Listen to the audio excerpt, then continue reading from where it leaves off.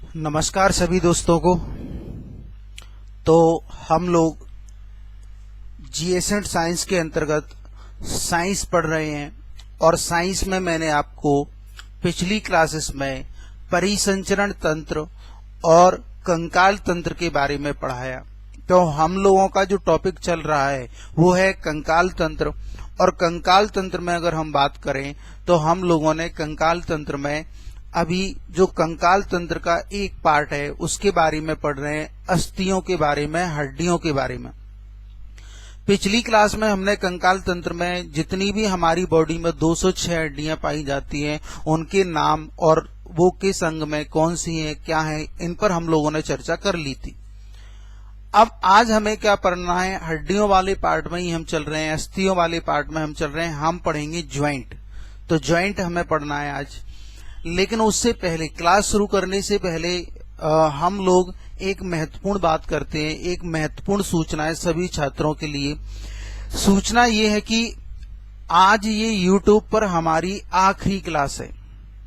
इसके बाद YouTube पर हमारी ये क्लास नहीं होगी। तो अभी आप जो लोग YouTube पर हम लोगों से जुड़ रहे हैं प्रत्येक दिन, YouTube पर ये हमारी आखिरी क्लास है। तो आप कहेंगे फिर आगे कहां पढ़ेंगे, हम ऑनलाइन प्लेटफॉर्म पर। तो अब अगले, जैसे कल से हमारी जो क्लासेस होंगी वो केवल बीके सिंह क्लासेस ऐप पर होंगी। तो प्रत्येक student B K Singh classes app को डाउनलोड कर लेना। उसमें अपनी एंटिटीज वगैरह जो भरी जाती हैं वो भर के, बिल्कुल सिंपल ऐप है। उसमें आप लाइव कोर्स में जाना, वीडियो कोर्स में जा सकते हो और वहां पर आप देखोगे साइंस की क्लास के बारे में दिया होगा। अब ऐसा नहीं है कि आज से हमारी फ्री क्लासेस बंद हो गई, नहीं।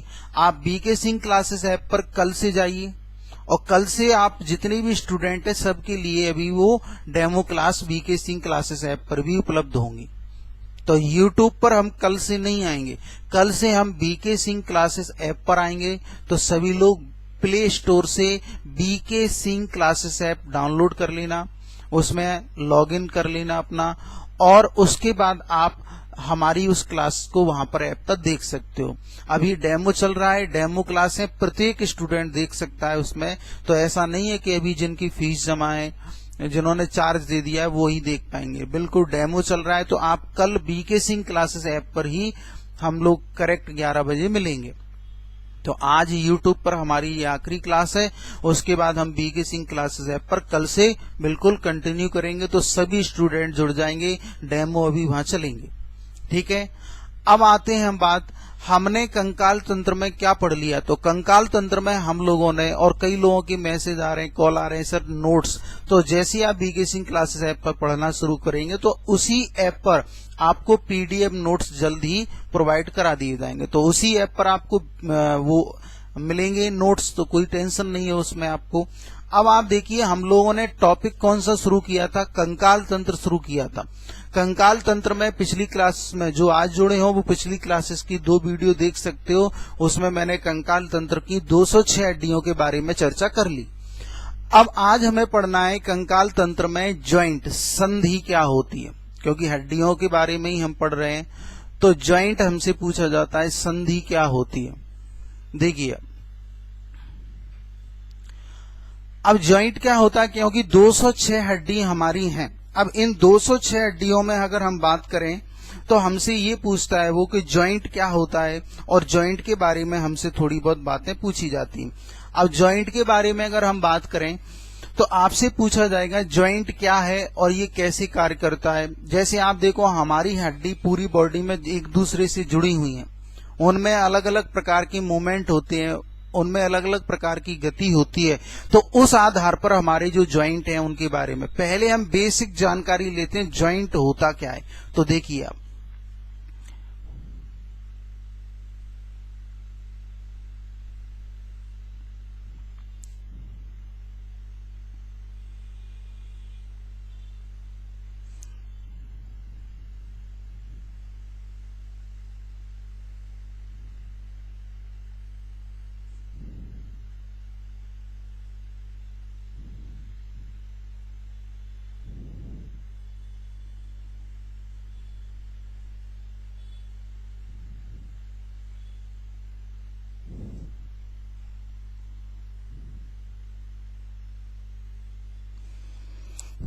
अब देखिए हम जॉइंट के संदर्भ में कैसे पढ़ सकते हैं और जॉइंट के संदर्भ में आपसे कैसे प्रश्न पूछे जाएंगे। तो आप देखते चलिए जॉइंट पर जो प्रश्न आएंगे हमारे वो कैसे आएंगे और उनको बारे में हमें कैसे समझना है। देखो जैसे दो हड्डियों के बीच में जॉइंट होता है, क्या होता है, दो हड्डियों के बीच में जॉइंट होता है। अब जॉइंट में आप देखेंगे दो हड्डियां बिल्कुल एकदम ऐसे फिक्स जुड़ी नहीं होती, उनके बीच में हल्का सा गैप होता है। तो आपसे पूछा जाता है दो हड्डियों के बीच में जो खाली स्पेस होता है उसको हम क्या कहते हैं, खाली जो जगह होती है इसको साइनोवियल, इसे साइनोवियल गुहा कहा जाता है, साइनोवियल कैविटी। दो हड्डियों के बीच में जो खाली स्पेस होता है, जो खाली जगह होती है उसको साइनोवियल गुहा कहा जाता है। तो साइनोवियल गुहा दो हड्डियों के बीच में खाली जगह होती है। इसके बाद आप देखेंगे जब हमारी हड्डियां मूवमेंट करती हैं तो कभी कभी देखा होगा बुढ़ापे में कई लोगों को आपने देखा होगा उनकी बॉडी में, उनकी हड्डियों की जॉइंट से आवाज आने लगती है, टक टक आवाज आने लगती है। तो उसका कारण क्या होता है, उनके दो हड्डियों के बीच में एक लिक्विड भरा होता है जो दो हड्डियां जब मूवमेंट करती हैं तो उसमें उस मूवमेंट में सहायता करती हैं, साथ ही साथ में घर्षण को कम करती हैं। तो आपसे पूछा जाएगा साइनोवियल गुहा यानी दोनों हड्डियों के बीच में एक लिक्विड भरा होता है, एक द्रव भरा होता है, उसका नाम बताइए। तो हम कहेंगे दोनों हड्डियों के बीच में जो लिक्विड भरा होता है जो दो हड्डियों के बीच में घर्षण को कम करता है उसे कहते हैं हम साइनोवियल, उसे कहेंगे हम साइनोवियल द्रव, साइनोवियल फ्लूइड। समझ पाए बात को। तो आप देखिए दो हड्डियों के बीच में जो खाली जगह है वो है साइनोवियल गुहा और उसके बीच में जो लिक्विड भरा हुआ है उसको हम कहते हैं साइनोवियल द्रव। अब इतना आसान नहीं है। आप देखिए हमारी दो हड्डियों का जो जॉइंट होता है तो इतना कमजोर नहीं होता कि आसानी से अलग हो जाए हड्डियां, उसमें आप देखेंगे काफी मजबूती होती है। और मजबूती होने का कारण क्या है, मजबूती होने का कारण है बहुत सारे उसके ऊपर लेयर चढ़ी होती हैं दो हड्डियों के बीच में जॉइंट में। तो आप देखिए कौन कौन सी वो लेयर चढ़ी होती हैं और कौन कौन से वो जॉइंट हैं। तो देखिए आप सबसे पहले इसके ऊपर एक लेयर चढ़ी होती है जॉइंट के ऊपर जिससे जो इसको मजबूती प्रदान करती है, उस लेयर को कहते हैं साइनोवियल मेम्ब्रेन, साइनोवियल मेम्ब्रेन यानी साइनोवियल कला। तो आपसे पूछा जाएगा हड्डी जो हमारी दो हड्डियों के बीच में जो जॉइंट है उस जॉइंट के ऊपर सबसे ऊपर जो एक परत, सबसे पहली जो लेयर चढ़ी होती है उसको क्या कहते हैं हम, साइनोवियल मेम्ब्रेन यानी साइनोवियल कला कहते हैं, जो दो हड्डियों के बीच में जॉइंट को क्या करती है, मजबूती प्रदान करती है। इसके बाद देखिए आप इसके ऊपर एक लेयर और चढ़ती है। अगली लेयर की बात करें हम, अगली लेयर जो चढ़ी होती है वो एक लचीली लेयर होती है और ये लेयर क्या करती है, इस जॉइंट को लचीलापन प्रदान करती है। इसमें जो मोमेंट होता है इसमें मजबूती प्रदान करेगी, मजबूती और लचीलापन, जिसे हम कहते हैं उस लेयर को लिगामेंट। तो साइनोवियल कला के ऊपर कौन सी लेयर चढ़ी होती है, लिगामेंट्स। और ये लिगामेंट लेयर आपने देखा होगा कई बार आपसे एग्जाम द्वारा पूछी गई है कि ये बताओ दो हड्डियों के बीच में जो जॉइंट होता है किसके माध्यम से जॉइंट होता है, तो हम टिक लगाते हैं क्या, लिगामेंट्स। तो लिगामेंट क्या होता है, साइनोवियल कला के ऊपर एक लेयर होगी जिसे हम लिगामेंट कहते हैं। इसके बाद लिगामेंट के ऊपर एक लेयर और होती है जिसको हम कहते हैं मांसपेशियां। तो हमारी मसल्स होंगी, मांसपेशियां होंगी और मांसपेशियों के ऊपर एक लेयर और होगी जिसको हम त्वचा कहेंगे, हमारी स्किन कहेंगे। तो आप देख पा रहे होंगे कि एक जो जॉइंट होता है उसको काफी मजबूती प्रदान की जाती है और ये जो मजबूती होती है वो कई कारणों से आती है। जैसे हम देखते हैं सबसे पहले दो हड्डियों के बीच में खाली जगह, तो उसको हम कहेंगे साइनोवियल गुहा, साइनोवियल कैविटी। फिर घर्षण को कम करने के लिए उन दो हड्डियों के बीच में जो लिक्विड भरा है, साइनोवियल द्रव। फिर अब इसके ऊपर परत चढ़ना शुरू होंगी। पहली परत चढ़ेगी साइनोवियल कला, साइनोवियल मेम्ब्रेन, पहली परत। उसके ऊपर फिर लिगामेंट, ये भी मजबूती प्रदान करेगा। लिगामेंट के ऊपर फिर मांसपेशियां, मांसपेशियों के ऊपर फिर त्वचा, स्किन हमारी। तो इतने सारे पॉइंट होते हैं, उसके बाद जाकर हमारा जो ज्वाइंट होता है वो मजबूती प्रदान करता है। अब आप देखेंगे ये ज्वाइंट के कुछ फैक्टर हैं जो आपको समझना है। अब अगर हम बात करें हमें ज्वाइंट कितने प्रकार के पढ़ना है, तो ज्वाइंट हमें यहां पर 3 प्रकार के पढ़ना है। 3 प्रकार के ज्वाइंट पर हम बात करेंगे। पहला प्रकार का जो ज्वाइंट होगा वो होगा पूर्ण संधि, परफेक्ट ज्वाइंट। दूसरा होगा अपूर्ण संधि, इम्परफेक्ट ज्वाइंट। और तीसरा होगा अचल संधि यानी फिक्स्ड ज्वाइंट। तो आप देख पाएंगे हमें 3 प्रकार के ज्वाइंट यहां पढ़ना है, परफेक्ट, इम्परफेक्ट और फिक्स्ड ज्वाइंट, जिसमें आप देखेंगे पूर्ण संधि, अपूर्ण संधि और अचल संधि। तो 3 ज्वाइंट के बारे में हमें यहां पर अध्ययन करना है। अब एक एक करके हमें इन ज्वाइंटों के बारे में समझना है। सबसे पहले हम शुरू करते हैं पूर्ण संधि क्या होती है। पूर्ण संधि पर चर्चा होती है, फिर इसमें जो टाइप है उन पर बात करते हैं। तो देखिए, समझते चलिए। सभी को गुड मॉर्निंग, सभी मित्रों को। अब देखिए आगे,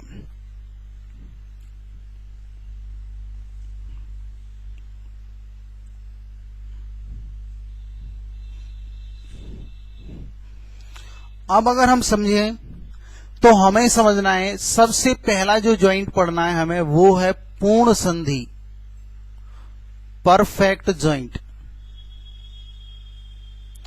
और परफेक्ट ज्वाइंट में अगर हम बात करें, पूर्ण संधि में अगर बात करें तो क्या होता है परफेक्ट ज्वाइंट। तो परफेक्ट ज्वाइंट का अर्थ होता है, जो अभी हमने ज्वाइंट की परिभाषा समझी, ऐसा ज्वाइंट जिसमें ज्वाइंट के लिए जितने फैक्टर आवश्यक हैं वो सभी फैक्टर उपलब्ध हों।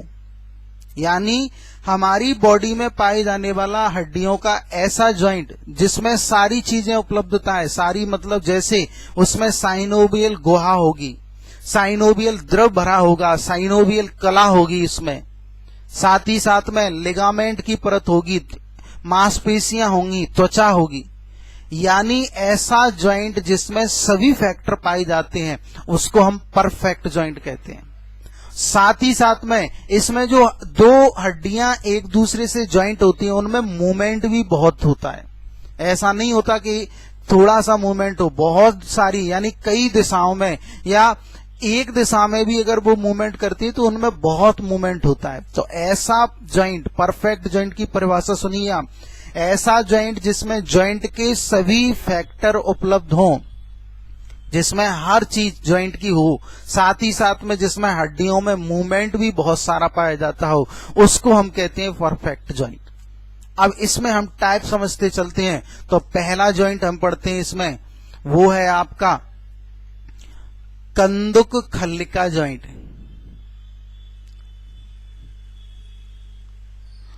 तो आप देखेंगे कंदुक खल्लिका, थोड़ा हिंदी शब्द अजीब लगता है, कंदुक खल्लिका ज्वाइंट। इसको जो इंग्लिश शब्द है वो सिंपल है, ball and socket joint, ball and socket joint. तो आपसे पूछा जाएगा कंदुक खल्लिका संधि, बॉल एंड सॉकेट ज्वाइंट, ये क्या होता है और कहां पाया जाता है। तो एक एक करके समझते चलिए, कोई समझने की समस्या नहीं आएगी आपको। देखिए, बॉल एंड सॉकेट, तो ऐसा ज्वाइंट जिसमें एक हड्डी तो सॉकेट के समान प्यालेनुमा संरचना में और एक हड्डी हो आपकी बॉल के समान।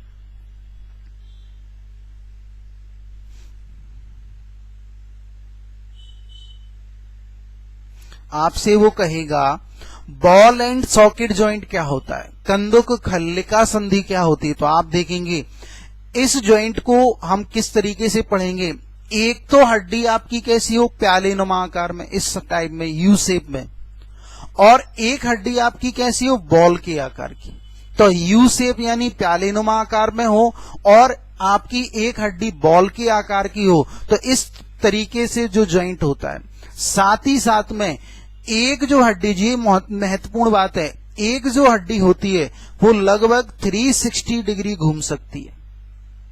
360 डिग्री तक आप इसको घुमा सकते हो। तो समझिए, बॉल एंड सॉकेट जॉइंट के ऊपर जो प्रश्न आएगा उस पर ये बात करेगा वो कि कंदुक हल्का संधि क्या होती है। तो आप बताओगे कंदुक हल्का संधि का अर्थ होता है जिसमें एक हड्डी पैलिनुमा आकार में, एक हड्डी बॉल के आकार में हो और जिसमें एक हड्डी लगभग 360 डिग्री तक घूम जाए, उसे कहते हैं हम कंदुक हल्का संधि।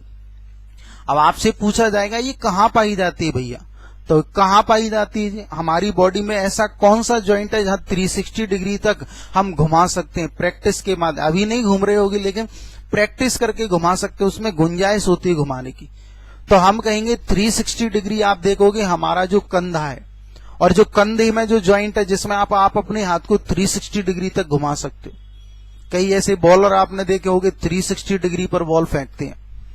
साथ ही साथ में आप देखेंगे कंधे में तो ये जॉइंट होता है, पूछा जाएगा कंधे में कौन सा जॉइंट पाया जाता है, तो आप कहोगे कंदुक हल्का संधि। साथ ही साथ में ये जॉइंट आपको मिलेगा कूल्हे में, कूल्हे में यानी जहां हमारे पैर कनेक्ट हैं। तो आप कहेंगे हम पैरों को 360 डिग्री कहां घुमा सकते हैं, तो भैया नहीं घुमा पाते। क्यों? क्योंकि हम प्रैक्टिस नहीं करते। कई लोग ऐसे हैं जो अपने पैरों को पूरा खोल लेते और ऐसे घुमा भी सकते। क्यों? क्योंकि वहां गुंजाइश है।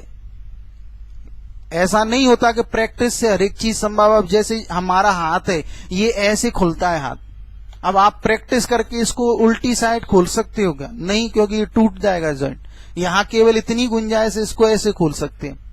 लेकिन यहां जो कंधा है इसमें इतनी गुंजाइश है कि आप इसको 360 डिग्री घुमा सकते हो। ऐसी कूल्हे में भी इतनी गुंजाइश है कि वहां आप उसको 360 डिग्री घुमा सकते हो। तो आपको ये समझना है कि कंधे में और कूल्हे में जो जॉइंट पाया जाता है उसको कहते हैं हम कंदुक हल्का संधि, बॉल एंड सॉकेट जॉइंट। समझ पाए बातों को? तो अगली बात करते हैं। एक जॉइंट हमारा क्लियर हुआ, दूसरा समझते हैं हम। और कहीं नहीं है ये जॉइंट। हाँ, कहीं कहीं कोई बोले कि खोपड़ी में, तो खोपड़ी 360 डिग्री घुमा सकते, पीछे देख सकते हैं ऐसे। अगला देखिए, दूसरा जॉइंट, दूसरा है आपका कब्जा संधि, हिंज जॉइंट। कब्जा संधि, अब यहां कब्जे का अर्थ होता है, जैसे आपने देखा होगा हिंज का मतलब, जैसे आपने गेट देखा होगा और गेट में आप देखते हैं कि एक दिशा में वो गेट खुलता है। यानी हम देखें ऐसा जॉइंट जिसमें दो हड्डियों के बीच में ऐसा जॉइंट जिसमें एक दिशा में ही क्या पाया जाता हो, मूवमेंट पाया जाता हो, केवल एक दिशा में। यानी ऐसा जॉइंट जिसमें दो हड्डियां लगभग 180 डिग्री ही घूम सकती हैं, 180 डिग्री ही उनमें मूवमेंट होता है, 180 डिग्री का मूवमेंट होता है केवल। जैसे आप अपने हाथ में देख पा रहे हो, इसको खोलते हैं हम और ऐसे सीधा खोल सकते। कितने डिग्री हो गया? 180 डिग्री हो गया। इससे ज्यादा इसको खोला जा सकता है? तो नहीं खोल सकते। तो हम कहेंगे सर हमारे ये ऐसा जॉइंट, कब्जा संधि हिंज जॉइंट ऐसा जॉइंट होता है जिसमें हड्डी एक ही दिशा में मूवमेंट करती है और एक दिशा में मूवमेंट करती है, यानी केवल 180 डिग्री तक अपना एंगल बना सकती है। तो ऐसा जॉइंट आपसे पूछा जाएगा कहां पाया जाता है, कोई जगह बताएं आप। तो हम कहेंगे ये हमारे कोहनी में होता है कि नहीं होता, साथ ही साथ में ये हमारे घुटने में होता है कि नहीं होता। और इसके अलावा देखो कोहनी और घुटना ऐसे ही तो खुलते हैं एक दिशा में। एक चीज और है, वो है हमारी उंगलियां, हाथ की हो चाहे पैर की हो। आप देखो कितनी डिग्री, जैसे हमने एक दिशा में मोड़ लिया इनको, अब ऐसे खोलेंगे तो ये कितने डिग्री का एंगल बना, सीधा 180 डिग्री। इससे ज्यादा खोल सकते हैं क्या हाथ को? ऐसे पीछे घुमा सकते हैं? नहीं घुमा सकते। तो 180 डिग्री का एंगल बनता है। यानी हमारी जो उंगलियां हैं, चाहे हाथ की हो चाहे पैर की हो, इनमें भी कौन सा जॉइंट पाया जाता है? तो हम कहेंगे इनमें भी कब्जा संधि हिंज जॉइंट पाया जाता है। तो क्लियर समझ पाए बातों को कि हिंज जॉइंट जो सेकंड जॉइंट हम पढ़ रहे हैं इसमें 180 डिग्री का एंगल होगा। ये 3 जगह आपको मिलेगा। अगला देखिए, तीसरा जो जॉइंट पढ़ते हैं हम वो है आपकी खोटी संधि। खोटी संधि, पाइवोट जॉइंट, खोटी संधि पाइवोट जॉइंट। इस जॉइंट में क्या होता है सर कि एक हड्डी तो आपकी खूंटी के समान यानी फिक्स होती है और एक हड्डी उसके ऊपर मूवमेंट करती है। तो एक हड्डी फिक्स है और एक हड्डी उसके ऊपर विभिन्न दिशाओं में गति करेगी, तो इस ज्वाइंट को कहते हैं हम खूंटी संधि। आपसे पूछा जाएगा ये ज्वाइंट कहाँ पाया जाता है, जिसमें एक हड्डी फिक्स है और ऊपर वाली जो हड्डी है वो क्या करती है, वो ऊपर वाली हड्डी आपकी मूवमेंट करती है। तो खूंटी संधि कहाँ पाई जाती है ये पूछा जाता है आपसे। तो आप देखेंगे ये जो नीचे हड्डी है और यहां ऊपर ये मूवमेंट होता है, तो हम कहेंगे ये वाला जो जॉइंट होता है हमें देखने से ही समझ में आ रहा है कि ये जॉइंट खोपड़ी में पाया जाता है, क्योंकि आप देखोगे हमारी खोपड़ी ऐसे मूवमेंट करती है और नीचे फिक्स है हड्डी। अब पूछा जाता है कि हमारी खोपड़ी किस हड्डी के ऊपर रखी हुई है, किस बोन के ऊपर रखी हुई है, तो ये है हमारी रीढ़ की हड्डी।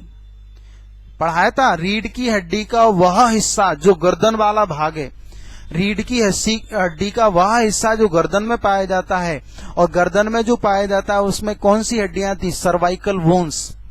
याद कर लें, बिल्कुल परफेक्ट, एक एक बातों को याद कर लें। तो आप देखेंगे रीढ़ की हड्डी का जो सबसे ऊपरी हिस्सा है जो गर्दन में पाया जाता है उसको हम क्या कहते हैं, उसको कहते हैं हम लोग सर्वाइकल बोन। और सर्वाइकल बोन के ऊपर जो हड्डी रखी होती है ये हमारी खोपड़ी। तो खोपड़ी में जो ज्वाइंट होता है आपसे पूछा जाएगा रीढ़ की हड्डी और खोपड़ी के मध्य में जो ज्वाइंट होता है वो कौन सा होता है, खूंटी संधि, यानी आपका पाइवोट ज्वाइंट। समझ पाए? तो आपसे पूछा जाएगा पाइवोट ज्वाइंट कहाँ पाया जाता है, तो आप बताएंगे कि ये जो ज्वाइंट होता है ये रीढ़ की हड्डी और खोपड़ी के मध्य में पाया जाता है। दोनों ज्वाइंट समझ में आए। अगला चौथा पढ़ते हैं, फोर्थ ज्वाइंट।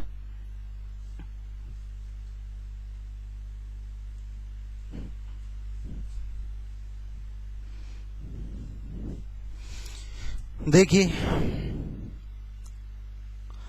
अगला है आपका विसर्पी संधि। विसर्पी यानी हम कहते हैं ग्लाइडिंग ज्वाइंट।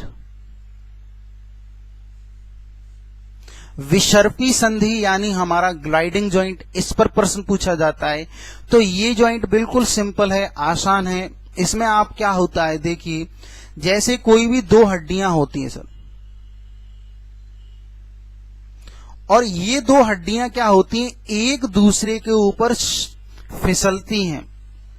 यानी हम कहेंगे दो हड्डियों का ऐसा ज्वाइंट जिसमें दो हड्डियां एक दूसरे से इस प्रकार सटी होती हैं और इस तरीके से मूवमेंट करती हैं। यानी हम कहेंगे दो हड्डियां एक दूसरे पर कैसी गति करती है, सर्प की गति। विसर्पी का अर्थ ही यहां ये हुआ कि एक दूसरे को टच करते हुए आप देखेंगे इस तरीके से गति करेंगी। तो ऐसा जॉइंट जहां आप देखेंगे दो हड्डियां एक दूसरे के ऊपर मूवमेंट करती हैं उसको हम विसर्पी यानी ग्लाइडिंग जॉइंट कहते हैं। अब आप कहोगे ये जॉइंट है कहां, कहां मिलेगा आपको हमारी बॉडी में ये जॉइंट। तो ये जॉइंट अगर हम देखें तो ये जॉइंट हमारी बॉडी में कहां पाया जाता है, मैंने आपको पढ़ाया था कि हमारे हाथ में यहां अग्रबाहु जिसे कहते हैं, यहां कितनी हड्डियां हैं, दो, और इन दो हड्डियों का नाम क्या था, रेडियो और अल्ना। रेडियो और अल्ना। तो आपसे पूछा जाएगा अग्रबाहु की रेडियो और अल्ना के मध्य कौन सा जॉइंट पाया जाता है, क्योंकि आप यहां देखिए यहां रेडियो अल्ना इस तरीके से फिक्स हैं, और जब हम अपने हाथ को इस तरीके से ऐसे मूवमेंट करते हैं तो आप देखोगे, आप महसूस करेंगे दो हड्डियां इस तरीके से एक दूसरे पर मूवमेंट करती हैं। तो रेडियो और अल्ना के मध्य में जो जॉइंट होता है वो आपका कौन सा होता है, विसर्पी। इसके बाद मैंने आपको पढ़ाया था पिंडली में, हमारे पैर की पिंडली में कौन सी दो हड्डियां होती हैं, टीबियो और फीबुला। टीबियो और फीबुला, तो दो हड्डियां हमारी पिंडली में होती हैं, जैसे यहां होती हैं इसी प्रकार की हमारी कहां होती हैं, वो पिंडली में होती हैं। तो टीबियो और फीबुला, इन दो हड्डियों के मध्य में भी जो जॉइंट होता है उसको हम क्या कहेंगे, विसर्पी संधि। तो क्लियर समझ पाए? तो विसर्पी संधि आपका टीबियो और फीबुला के मध्य भी पाई जाती है। इसके बाद ये जॉइंट और कहां मिलता है, तो आप कहेंगे ये जॉइंट हमारी कलाई। अब आप कहोगे कलाई में ये कैसे हो सकता है, तो बिल्कुल हो सकता है कलाई और टखनी में, क्योंकि दोनों का स्ट्रक्चर एक जैसा होता है। तो हम देख पा रहे हैं सर, हमारी जो कलाई होती है, इस कलाई में क्या होता है, मैंने पढ़ाया था 8 हड्डियां होती हैं, कार्पल्स कहते हैं जिसे हम। तो ये जो 8 हड्डियां होती हैं, इनमें कुछ हड्डियां इस तरीके से एक दूसरे पर क्या करती हैं, विसर्पी गति करती हैं, और एक दूसरे पर इस प्रकार से विसर्पी गति करती है। तो वहां भी जो जॉइंट का स्ट्रक्चर है वो किससे मिलता जुलता होता है, विसर्पी संधि से। तो आपसे पूछा जाएगा कि कलाई और टखने के मध्य में जो जॉइंट पाया जाता है वो कौन सा जॉइंट होता है, तो हम कहेंगे उसे विसर्पी जॉइंट, क्योंकि हमारी कलाई और टखने में एक ही प्रकार का जॉइंट होता है। अगला परफेक्ट का आखिरी वो है हमारा सैडल संधि। सैडल, इंग्लिश में भी सैडल ही आएगा ये। अब सैडल संधि जो होती है वो थोड़ा सा अलग रूप होती है। जैसे आपने सबसे पहला बॉल एंड सॉकेट जॉइंट पढ़ा। बॉल एंड सॉकेट जॉइंट में क्या होता है, एक हड्डी बिल्कुल परफेक्ट प्याला होती है और एक हड्डी एक परफेक्ट बॉल होती है। तो कितना मूवमेंट करती है वो, 360 डिग्री। ये बॉल एंड सॉकेट जॉइंट का ही एक रूप है। बस इसमें क्या होता है कि एक हड्डी जो होती है उसके प्याले का स्ट्रक्चर परफेक्ट नहीं होता, प्याला परफेक्ट आकार का नहीं होता, और उसमें जो बॉल के आकार की हड्डी होती है उसका भी आकार फिक्स नहीं होता, परफेक्ट नहीं होता। तो हम कहेंगे सैडल संधि वह संधि है जिसमें एक परफेक्ट, एक पूर्ण, ना तो प्याला पाया जाए और ना ही एक पूर्ण बॉल पाई जाती है, जिसके कारण ये जो हड्डी मूवमेंट करती है वो 360 डिग्री से कम करेगी। 360 डिग्री मूवमेंट इसमें नहीं होता।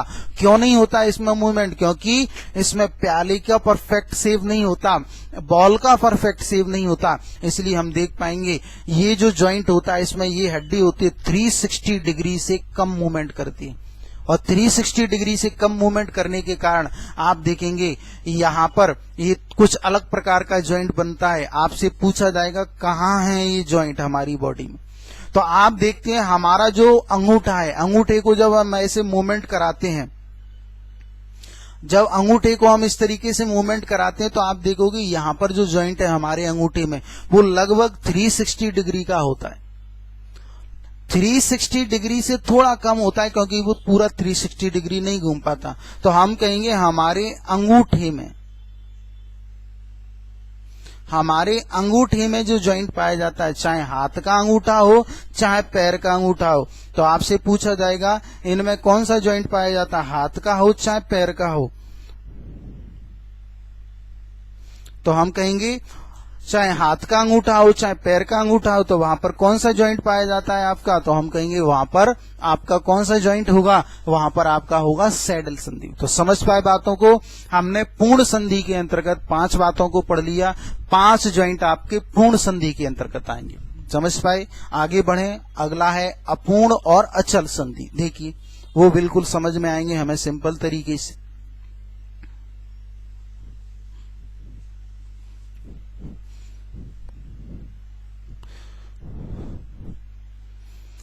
अगला जो जॉइंट है हमारा वो है अपूर्ण संधि। तो अपूर्ण के बारे में आप समझिए, कोई इसमें टाइप वगैरह हमें नहीं पढ़ना, इसके बारे में थोड़ी सी बातें समझना है।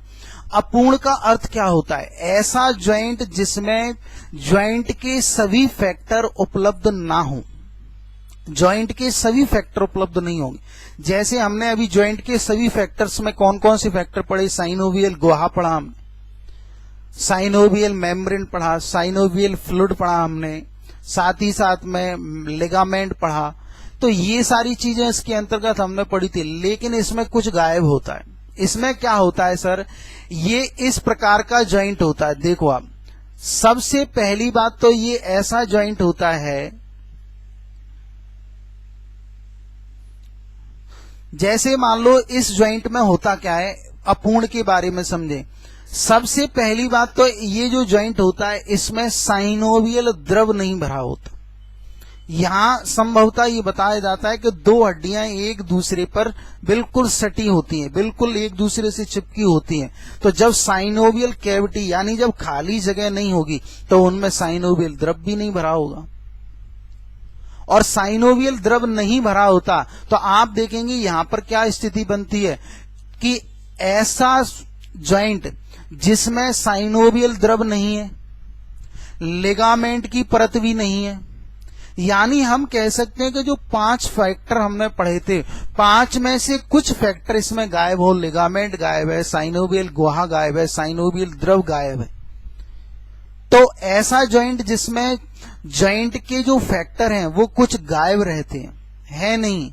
और ऐसा जॉइंट जिसमें हड्डी के बीच में मूवमेंट भी बहुत कम होता है, हड्डियों के बीच में मूवमेंट बहुत कम होता है, साथ ही साथ में उनमें साइनोवियल गुहा नहीं होती, उनमें द्रव नहीं भरा होता, तो कुछ चीजें गायब होती हैं। तो ऐसा जॉइंट इसको हम कहते हैं अपूर्ण संधि। आप कहोगे कहाँ है, तो इस स्ट्रक्चर से आप समझ पा रहे होगे कि हमारी रीढ़ की हड्डी, अब देखो आप रीढ़ की हड्डी इस बॉडी के अंदर है, अब रीढ़ की हड्डी के ऊपर मांसपेशियों की परत कहाँ चढ़ी होती है, उसके ऊपर स्किन होती है क्या, तो बहुत सारी चीजें गायब है।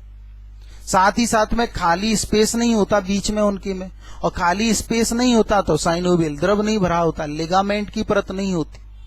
तो इसलिए आपको समझना है कि रीढ़ की हड्डी में जो जॉइंट पाया जाता है उसे हम कहते हैं अपूर्ण संधि।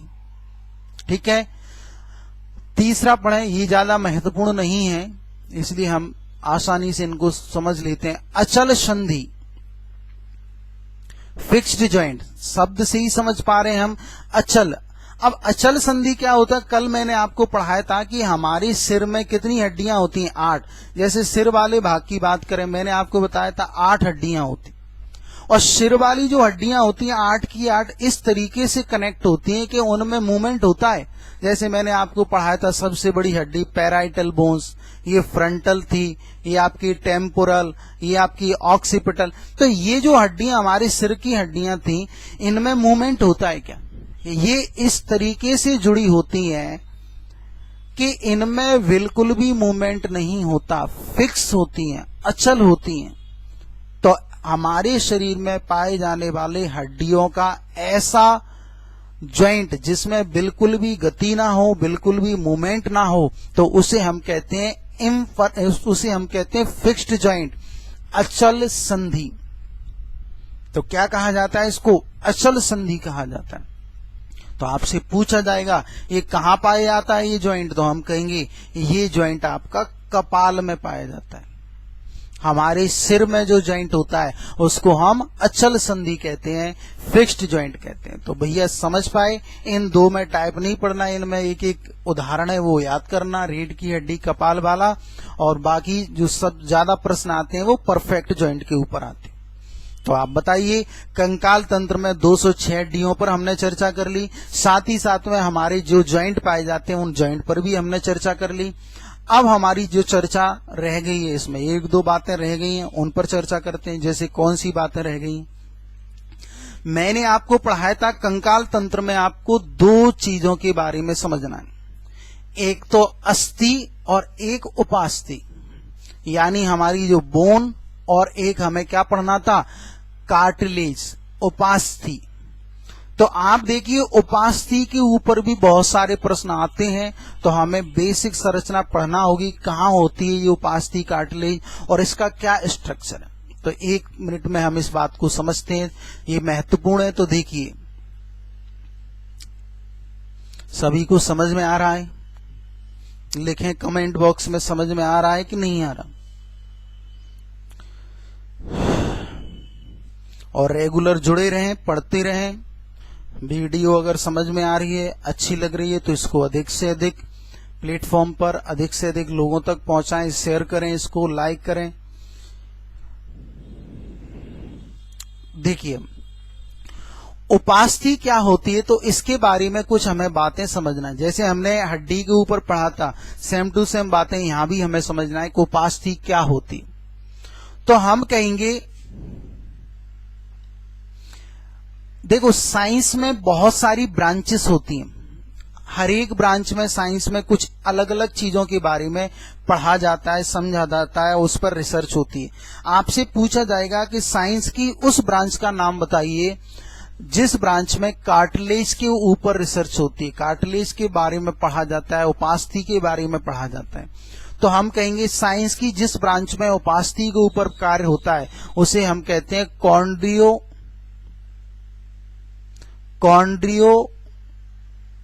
कॉन्ड्रियोलॉजी।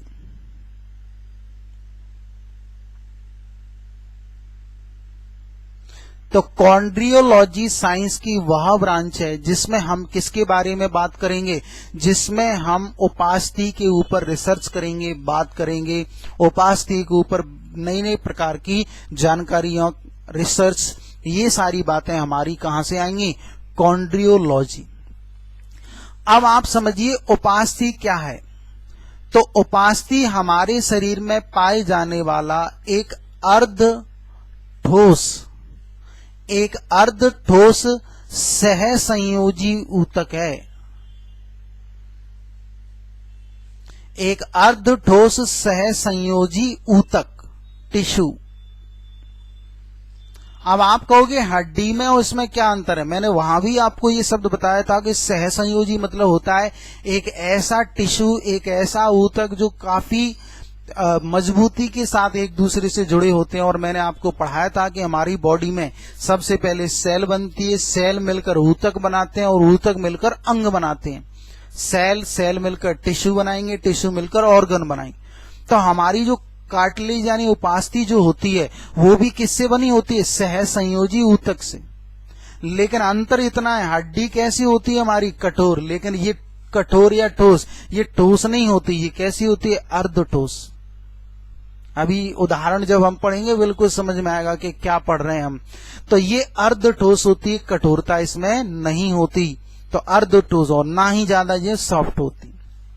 अगली बात, अब एक प्रश्न आता है कि ये बताओ जो हमारी उपास्थि होती है वो सामान्यतः किस प्रोटीन से बनी होती है। जैसे हमने हड्डी में पढ़ा था ओसिंग प्रोटीन, तो यहाँ कौन सी प्रोटीन होती है, तो आपको बताना होगा कॉन्ड्रियोम्यूटोप्रोटीन। तो आपसे पूछा जाएगा उपास्थि का निर्माण किस प्रोटीन से होता है, तो आप बता पाएंगे कॉन्ड्रियोम्यूटोप्रोटीन के माध्यम से हमारी उपास्थि का निर्माण होता है। समझ पाए बातों को। एक बात ये भी पूछता है सेल, कोशिकाएं। जैसे मैंने आपको हड्डी वाले भाग में पढ़ाया था, अस्थि वाले भाग में पढ़ाया था कि हमारी बॉडी में जो सेल, हमारी जो हड्डियों का निर्माण जिस सेल से होता है, ऑस्टियोब्लास्ट, ऑस्टियोक्लास्ट, और दोनों को मिलाकर हमने शब्द प्रयोग किया था ऑस्टियोसाइट। उसी प्रकार आप देखें उपास्थि में का निर्माण जिस सेल के माध्यम से होता है, जिस कोशिका के माध्यम से होता है, उसको हम क्या कहते हैं, कॉन्ड्रियोसाइट। तो कॉन्ड्रियोसाइट उपास्थि के निर्माण के लिए क्या पाई जाती है, सेल। तो ऐसी सेल होती है जो उपास्थि का निर्माण करती है। तो उपास्थि का निर्माण जिस सेल के माध्यम से होता है उसको हम कॉन्ड्रियोसाइट के नाम से जानते हैं। समझ पा रहे हैं बात को। अगली बात अगर हम करें, हमारी जो उपास्थि होती है, अगर हम इस तरीके से देखें उपास्थि को, तो हमारी जो उपास्थि होती है उसके बीच में छोटे छोटे बबल्स यानी खाली जगह होती है, छोटे छोटे पैकेट्स होते हैं। अगर हम बॉडी की किसी उपास्थि वाले भाग को लें, उसको काटें, तो उसके बीच में साइंस में ये बताया जाता है कि छोटे छोटे पैकेट्स होते हैं, छोटी छोटी खाली जगह होती। तो उपास्थि के अंदर जो छोटे छोटे पैकेट्स होते हैं उसे लेकुनी कहा जाता है। क्या कहते हैं, ये थोड़े अच्छे लेवल की बातें, लेकुनी कहते हैं। और इस लेकुनी के अंदर जो खाली जगह या जो छोटा सा पैकेट्स है, बंडल है, उसके अंदर मुख्यतः दो पदार्थ भरे होते हैं। लेकुनी के अंदर कितने पदार्थ भरे होते हैं, दो। एक तो होता है आपका कोलेजन, कोलेजन पदार्थ होता है, और एक पदार्थ होता है इलास्टिक तंतु, इलास्टिक तंतु। तो आपसे पूछा जाता है कोलेजन और इलास्टिक तंतु का संबंध हमारे शरीर के किस पदार्थ से है या किस भाग से है, तो हम कहेंगे ये उपास्थि। और कोलेजन और ये इलास्टिक तंतु कहाँ पाया जाता है, तो हम कहेंगे कोलेजन और ये इलास्टिक तंतु हमारा लेकुनी में पाया जाता है। लेकुनी हमारी उपास्थि के अंदर पाए जाने वाला एक छोटा सा स्पेस है, खाली जगह, जिसमें आप देखेंगे कोलेजन और इलास्टिक तंतु पाया जाता है। अब इसका काम क्या होता है ये पूछा जाएगा आपसे। तो आप देखेंगे कोलेजन का जो काम होता है हमारी उपास्थि को मजबूती प्रदान करना, स्ट्रांगनेस, उसको ताकत प्रदान करने का काम कोलेजन करता है। जो पदार्थ इसके अंदर भरा होता है ये मजबूती प्रदान करता है। और इलास्टिक तंतु क्या करता है, इसको लचीला बनाता है।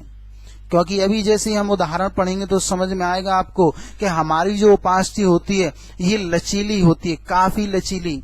तो इसको लचीला कौन बनाता है? इसमें जो सॉफ्टनेस आती है वो किसके कारण आती है? इलास्टिक तंतु के कारण। और इसमें जो मजबूती आती है वो किसके कारण आती है? कोलेजन के कारण। और ये दोनों ही आपको कहाँ मिलेंगे? लैकुनी में। तो बताइए, जो परफेक्ट जो प्रश्न आ सकते हैं इस भाग में, वो इस पार्ट पर वो यही पूछ सकता है कि किस ब्रांच में हम इसका अध्ययन करते हैं, ये कैसे ऊतकों से बनती है, इसका स्ट्रक्चर अर्ध ठोस होता है, किस प्रोटीन से बनी है, किस सेल से बनी है, और इसका जो इम्पोर्टेंट पार्ट है वो ये है लैकुनी, इसमें जो पदार्थ पाए जाते हैं उनके बारे में पूछा जाएगा। अब मुख्य बात वही आती है कि इतने समय से हम पढ़ रहे हैं, पढ़ कहां से रहे हैं, ये मतलब ये कहां पाया जाता है? हमारी बॉडी में। आपको तो आप देखिए हमारी बॉडी में जैसे ये कान वाला भाग, ये कान वाला भाग आप देखें, ये केवल त्वचा से नहीं बना। अगर कान हमारा केवल त्वचा से बना होता तो क्या होता?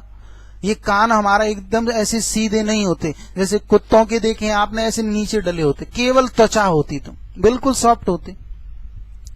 तो हम कहेंगे भैया ये थोड़े से कठोर होते हैं, ये त्वचा से नहीं बनते तो हड्डी से बने होंगे। अब हड्डी से अगर ये कान बने होते तो ऐसे घुमा नहीं सकते, क्योंकि हड्डी को क्या हम ऐसे तोड़ सकते हैं? क्या घुमा सकते हैं? क्योंकि हड्डी तो क्रैक हो जाएगी।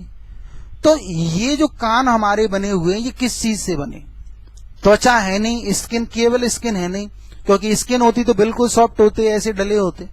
और हड्डी से बने होते तो एकदम इतने कठोर होते कि मास्टर जी या कोई माता पिता हमारे कान ऐसे घुमा देता है, तो घुमाने की वो प्रोसेस होती नहीं उसमें। तो फिर ये ना तो ज्यादा सॉफ्ट है और ना ही ज्यादा हार्ड है, उनके मध्य की स्थिति है। तभी तो हमने कहा ये क्या है? अर्ध ठोस। तो हमारे कान में आप देख रहे होंगे, हमारे कान का जो निर्माण होता है, कान का जो बाहरी भाग है, इसका निर्माण किससे हो रहा है? उपास्थि से। आप कहेंगे और कोई स्पेस, तो आप देखिए हमारा नाक का ये आगे वाला हिस्सा, हड्डी वाला भाग नहीं, ये अंदर है हड्डी वाला भाग, लेकिन नाक का ये आगे वाला हिस्सा जैसे हम ऐसे भी घुमा सकते हैं। ये इतना भी सॉफ्ट नहीं होता कि ऐसे नीचे डली हो नाक, और इतना भी कठोर नहीं होता कि हम इसको घुमा ही नहीं पाए। तो हमारी नाक का निर्माण जिससे होता है वो भी हमारा क्या है? उपास्थि, कार्टिलेज। तो आप थोड़ा सा इसके ऊपर आपका व्यू बना होगा कि उपास्थि क्या होती है। उपास्थि अर्ध ठोस है, हड्डी से कम ठोस और त्वचा से ज्यादा ठोस। तो अर्ध ठोस है, ये भी हमारे कंकाल तंत्र का विशेष हिस्सा है, तो इसलिए हम कंकाल तंत्र में हम उपास्थि के बारे में भी समझते हैं। तो बताओ, उपास्थि के ऊपर जो प्रश्न आएगा उसको आप टिक लगा पाएंगे? किसी भी स्तर का पेपर हो आप इसको आसानी से सॉल्व कर पाएंगे। अब देखें कंकाल तंत्र में जो नेक्स्ट बात है वो अगली एक बात और रह गई, उस पर चर्चा करते हैं 2 मिनट में।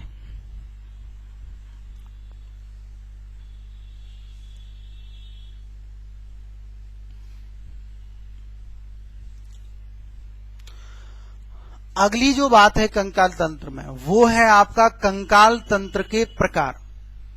कंकाल तंत्र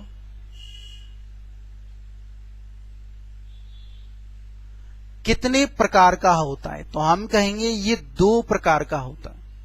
कितने प्रकार होते हैं इसके? 2। एक होता है आपका बाह्य कंकाल,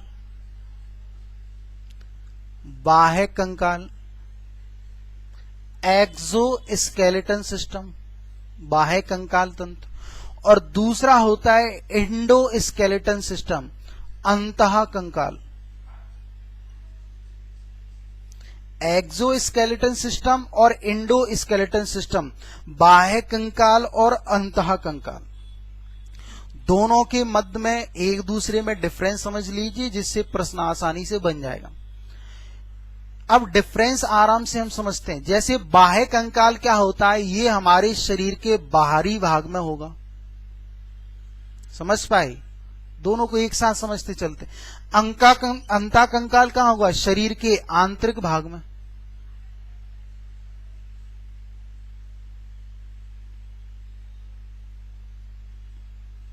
शरीर के आंतरिक भाग में। शरीर के बाहरी भाग में जो कंकाल आपको दिख रहा होगा वो बाह्य है, और आंतरिक भाग में जो है वो अंतः कंकाल है। साथ ही साथ में देखो बाह्य कंकाल क्या होता है? हमारे आंतरिक अंगों की सुरक्षा करेगा, आंतरिक अंगों की सुरक्षा प्रदान करता है। तो हमारी आंतरिक अंगों की जो सुरक्षा होती है वो किसके माध्यम से पूर्ण होती है? वो बाह्य कंकाल। तो बाह्य कंकाल क्या करता है? हमारे आंतरिक अंगों की सुरक्षा प्रदान करता है। बाहरी रूप से होगा तो सुरक्षा करेगा। अब वो सुरक्षा किससे करेगा? जैसे सुरक्षा करेगा जल से, वायु से, प्रकाश से, इन बहुत सारे फैक्टर से हमारे आंतरिक अंगों की सुरक्षा करेगा। तो हमें पानी से, जल से बचाएगा, वायु से बचाएगा, प्रकाश से बचाएगा, इन चीजों से बचाएगा। तो बाह्य कंकाल एक कार्य ही करता है। बाह्य कंकाल की बारे में, और ये तो आंतरिक हिस्से में, तो ये तो आंतरिक हिस्से में कंकाल है, ये हमारे आंतरिक हिस्सों की भी सुरक्षा करता है। तो ये भी हमारे आंतरिक हिस्सों की सुरक्षा करेगा। जैसे हमारे आंतरिक जो अंग हैं, तो आंतरिक अंगों की हमारी ये सुरक्षा करेगा, ये भी करता है, कोई अंतर नहीं है यहां। अब बाह्य कंकाल जो होता है, इसका निर्माण मृत कोशिकाओं से होता है, डेड सेल। अभी समझ में आएगा बात। और अंतः कंकाल का निर्माण होता है जीवित कोशिकाओं से। एक साथ इसलिए पढ़ रहे हैं, आसानी से डिफ्रेंशिएट कर पाएंगे। तो बाह्य कंकाल का निर्माण मृत सेल से और अंतः कंकाल का निर्माण जीवित सेल से होता है। और इसके बारे में समझिए, बाह्य कंकाल में रक्त का प्रवाह नहीं होता, रक्त सर्कुलेट नहीं होता बाह्य कंकाल में, जबकि अंतः कंकाल में रक्त का प्रवाह होता है, ब्लड का सर्कुलेशन होता है। ये डिफ्रेंशिएट हम कर रहे हैं अभी उदाहरण जैसी देंगे, समझ में आ जाएगी। ये डेड सेल से बनेगा, ये जीवित सेल से बनेगा। बाह्य कंकाल में रक्त का प्रवाह नहीं होता, रक्त नलिकाएं नहीं पाई जाती, जबकि अंतः कंकाल में रक्त नलिकाएं होती हैं, इनमें रक्त का प्रवाह होता है। अब एक चीज और समझिए जो थोड़ी सी अच्छी है, इनके बारे में थोड़ा सा अच्छे लेवल की बात है, वो ये है कि हमारी बॉडी का निर्माण, देखो जब हम मां के पेट में थे, जब हम भ्रूणीय अवस्था में थे, तो हमारे ऐसा बताया जाता है कि मनुष्य के शरीर का प्रत्येक अंग 3 प्रकार की परतों से बना है, 3 प्रकार की लेयर से बना होता है। तो मां के पेट में जब हम भ्रूणीय अवस्था में थे, तो हमारा निर्माण एक 3 प्रकार की लेयर से हुआ। वो 3 प्रकार की लेयर कौन कौन सी होती है? एक होती है एक्सोडर्म, समझना, एक होती है मीजोडर्म, और एक होती है आपकी एंडोडर्म। समझ पा रहे हैं? दिख रहा है? एक्सोडर्म, मीजोडर्म और एंडोडर्म। तो ऐसा बताया जाता है कि मनुष्य के शरीर का निर्माण इन 3 लेयर से ही होता है, और इन 3 लेयर से ही हमारी बॉडी के हर एक हिस्से का निर्माण हुआ है। एक प्रश्न आया था कि ये बताओ सबसे पहले कौन सी लेयर बनती है? सबसे पहले। और फिर पूछा गया था सबसे लास्ट लेयर कौन सी बनती है? हमारी बॉडी का जब निर्माण होता है तो भ्रूणीय अवस्था में भ्रूण के पास सबसे पहले किस लेयर का, या हमारे मां के पेट में सबसे पहले कौन सी लेयर बनती है और सबसे लास्ट कौन सी बनती है? तो कई लोग इसको ऐसे याद करते हैं, एक्सो, मीजो, एंडो, तो लगता है पहले ये, दूसरी ये, तीसरी। ऐसा नहीं होता भैया। अगर ऐसा होता तो वो प्रश्न ही नहीं पूछता। ऐसा बताया जाता है कि सबसे पहले जिस लेयर का निर्माण होता है वो एंडोडर्म होती है, उसके बाद दूसरी लेयर एक्सोडर्म होती है, और एंडो और एक्सोडर्म मिलकर कौन सी लेयर बनाती है? मीजोडर्म। तो सबसे लास्ट में तीसरे नंबर पर कौन सी बनती है? मीजोडर्म। ये यहां पर जब कोई बात आती है तो उसको पूर्ण कर लेते हैं हम। तो 3 लेयर होती हैं, और ये 3 लेयर आपको समझना है कि सबसे पहले एंडोडर्म बनती है, फिर एक्सोडर्म बनती है, और एक्सो और एंडो मिलकर क्या बनाती है? मीजोडर्म। तो सबसे पहले एंडो बनेगी और सबसे लास्ट मीजो बनेगी। अब आप कहोगे ये बातें यहां क्यों आई? यहां इसलिए आई, आपसे पूछा जाएगा बाह्य कंकाल का निर्माण भ्रूणीय अवस्था की किन परतों से होता है। ये अच्छे प्रश्न है, बड़े लेवल की परीक्षाओं के प्रश्न है। तो बाह्य कंकाल का निर्माण भ्रूणीय अवस्था की किस परत से होता है? तो आप कहेंगे एक्सोडर्म। एक्सोडर्म परत प्लस मीजोडर्म। एक्सोडर्म परत और मीजोडर्म परत के माध्यम से ये दोनों ही परतें किसका निर्माण करती हैं? बाह्य कंकाल का। अंतःकंकाल का निर्माण किससे होता है? तो आप कहना केवल मीजोडर्म, इसमें एक्सोडर्म नहीं होती और एंडो तो दोनों में नहीं होती। तो आप देख पा रहे होंगे अंतःकंकाल का निर्माण हमारा होता है मीजोडर्म से और बाह्य कंकाल का निर्माण होता है एक्सोडर्म और मीजोडर्म दोनों के माध्यम से। दोनों को डिफरेंशिएट कर पा रहे हैं आप। अब जैसे हम एग्जाम्पल पढ़ेंगे तो बातें क्लियर हो जाएंगी। जैसे मैं आपको सबसे पहले एग्जाम्पल पढ़ाता हूं बाह्य कंकाल की। बाह्य कंकाल में जैसे सबसे पहले हम मनुष्य की बात करें तो मनुष्य में हम देखते हैं बाल। हमारे जो बाल होते हैं वो किसके अंतर्गत आते हैं? वो बाह्य कंकाल के अंतर्गत। अब देखो बातों को समझते चलो। बाल बॉडी के बाहरी भाग में होते हैं। बाल हमारे अंगों की सुरक्षा करते हैं। बाल होते हैं तो धूप छांव से बचे रहते हैं, ठीक है, धूप से बचते हैं, बरसात से हमारी सुरक्षा होती है, बाहरी अंगों की सुरक्षा होती है। बाल मृत सेल से बने होते हैं। बालों को जब काटा जाता है तो दर्द होता है हमें, वो काटा जाएगा वो अलग बात है, लेकिन जब बालों को काटा जाता है तो दर्द होता है? नहीं होता। क्यों? क्योंकि उनका निर्माण डेड सेल से होता है और डेड सेल में क्या होता है? हमें पेन नहीं होगा। बालों को जब काटा जाता है तो ब्लड निकलता है। क्यों? क्योंकि उनमें ब्लड सर्कुलेशन होता नहीं है, उनमें रक्त नलिकाएं नहीं होती। तो आप देख पा रहे होंगे ये मृत सेल से बनते हैं, इनमें रक्त का प्रवाह नहीं होता। तो बाल हो गए हमारे। हमारे नाखून,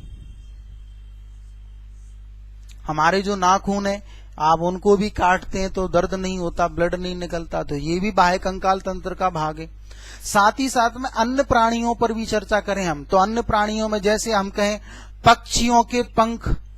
अब पक्षियों के पंखों को अगर काटा जाए तो दर्द नहीं होगा, उन्हें ना ब्लड निकलेगा, बालों जैसी संरचना है। तो पक्षियों के पंख हो गए, वो भी किसके अंतर्गत आ गए? आपके बाह्य कंकाल के अंतर्गत।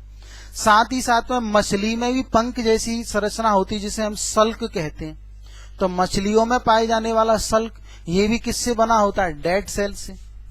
कछुए में पाए जाने वाला कवच, तो कछुए में पाए जाने वाला जो ऊपर कवच होता है, खोल होता है, वो भी किससे बना होता है? डेड सेल से। तो आप देख पा रहे होंगे हमारे पक्षियों में पाए जाने वाले पंख, मछलियों के सल्क और कवच। तो कवक लिख दिया, कवच।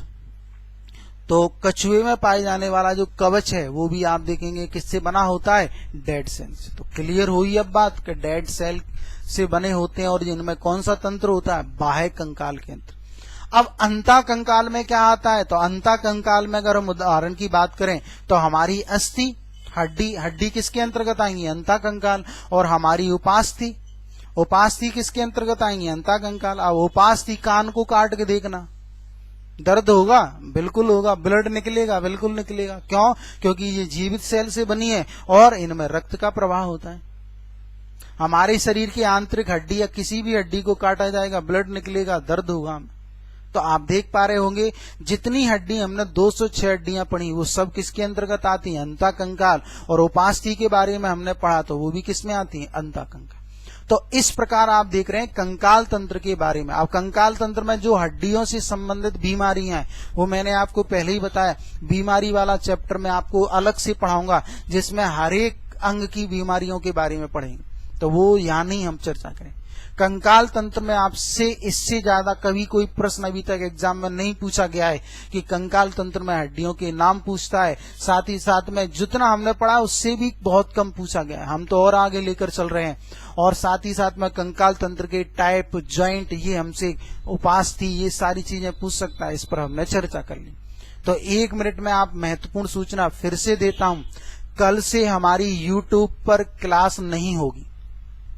कल से अगर आपको मेरी क्लास देखना है 11 सवा 11 बजे चालू हो जाती है, थोड़ा धैर्य रखा करो। 5-10 मिनट अपलोड होने में या उस सर्वर अपलोड होने में थोड़ा समय लगता है, तो 5-10 मिनट में आप कई लोग धैर्य खो देते हैं। तो 11 सवा 11 तक मेरी क्लास चालू हो जाया करेगी। लेकिन अब इसके आगे मेरी जो क्लासेस होंगी वो बीके सिंह क्लासेस ऐप पर होंगी।